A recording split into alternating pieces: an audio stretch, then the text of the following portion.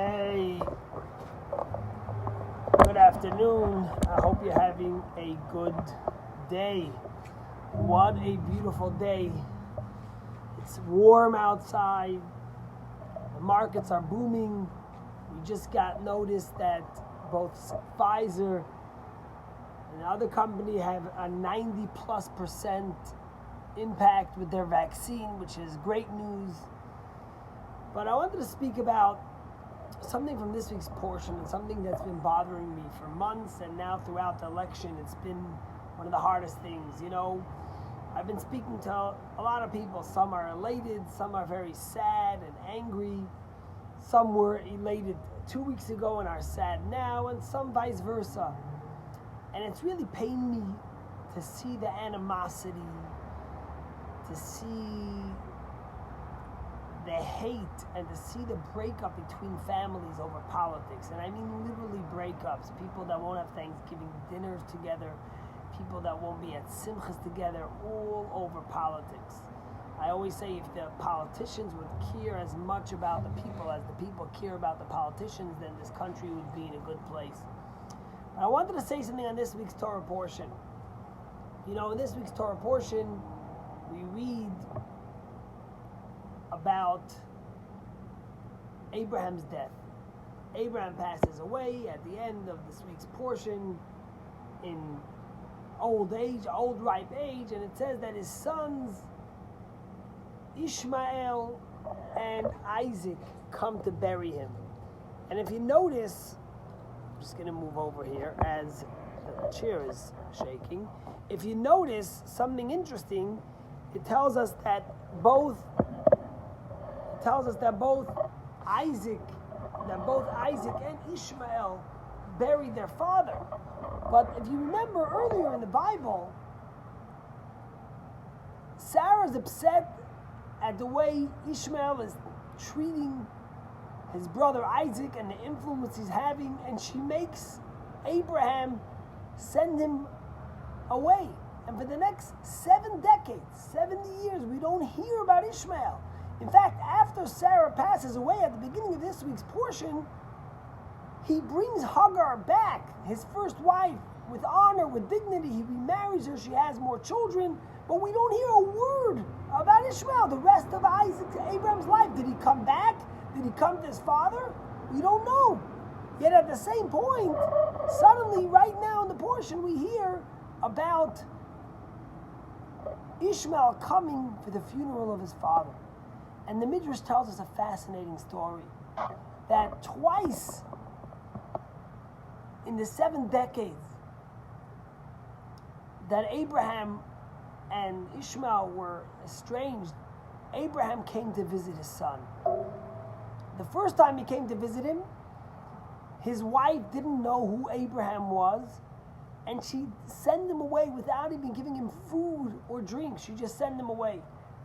Then Ishmael divorced this woman and married another woman named Fatima. And when he married Fatima, Abraham came to visit again.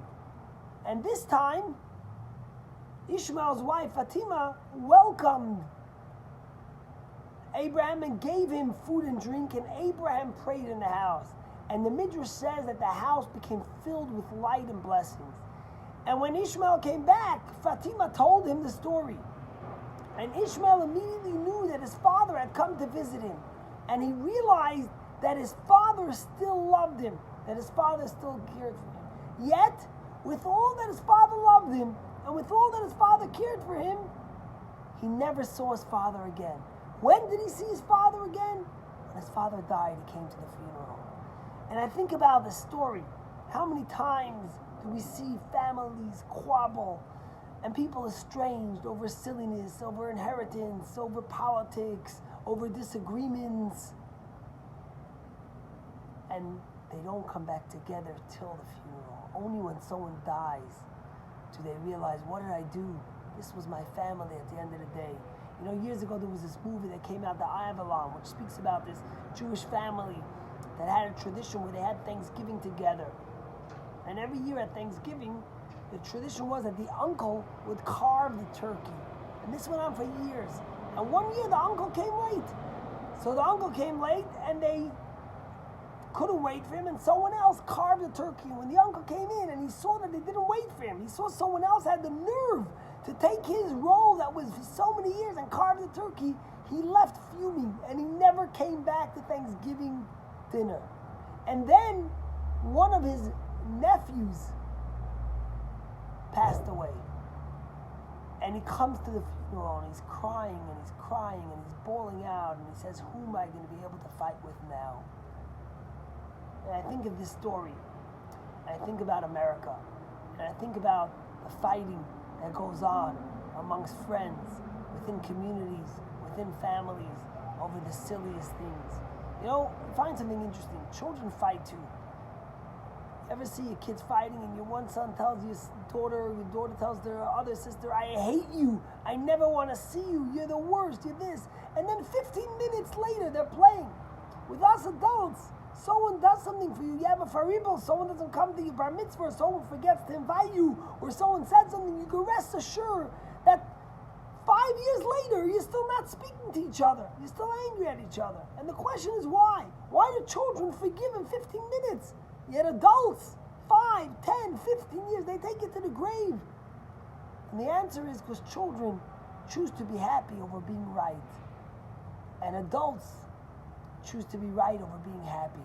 They rather be miserable, yet they're right. And that's the pain.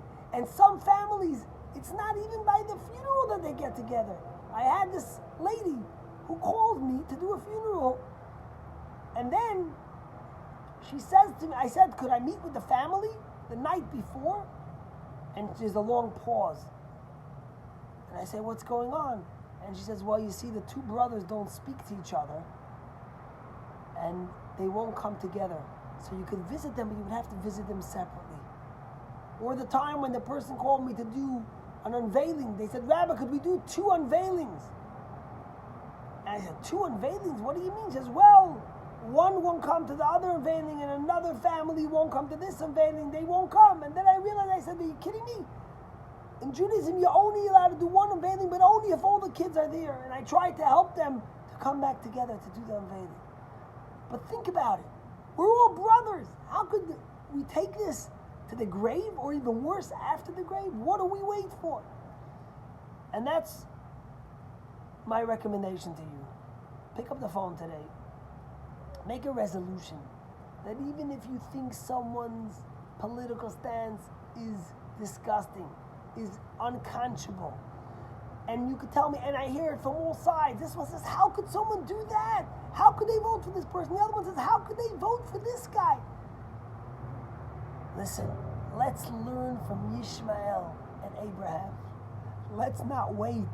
Ishmael, Abraham, his father, the patriarch of the Jewish people, remarried Keturah. Hagar came back, and he went to visit his son twice, and his son recognized that he loved him.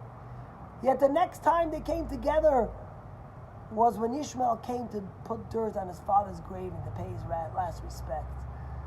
Today's a beautiful day. You heard good news. God willing, our country is stronger than no matter who and what you think, and we will be victorious. And our community and the love we have for each other. You know, one of my favorite stories I always share, and I'll finish with this, is of this father who called his kids he was dying. And before he died, he asked his kids to come together. And he had a bunch of sons, and he gave each one of them a stick. And he took the stick, and he said, try to crack it over your knee. And each of the brothers takes the stick, and they crack it over their knee. And then he gives them each a bundle of sticks. And they take the bundle of sticks, and each one tries, he says, crack it over your knee. And each one tries, and they're breaking their knee. They say, Dad, we can't do it. It's hurting our knee. And the father looks at the kids, and he says, you understand the message I'm giving you? If you're individual, if you're singular, if you're one, then people could break you. But if you're united, if you're a bunch of sticks, not one, then no one could ever break you. That metaphor goes for our families. It goes for our communities. It goes for our state. It goes for our country. It goes for the world. When we're united, no one can break us. And I hope that on this day full of blessings and hope, when the sun is shining and giving us so much positivity for our future, that we all have the courage. And don't look at the next one and say he should do it. And don't look at the next one and say, no, it's his problem. I can't because of what he did. Look what he did to my mother. Look what he did to my father. Look what he did to me. Look what he did to my brother. Look what he did to our country. Have the courage to learn from Yishmael. And the Torah is especially telling us that only by the grave did Yishmael come. And let us never have sadness and never have sorrow, and be united and be blessed. Have a great day. Love to all of you and unity to all of us. God bless you. See you tomorrow.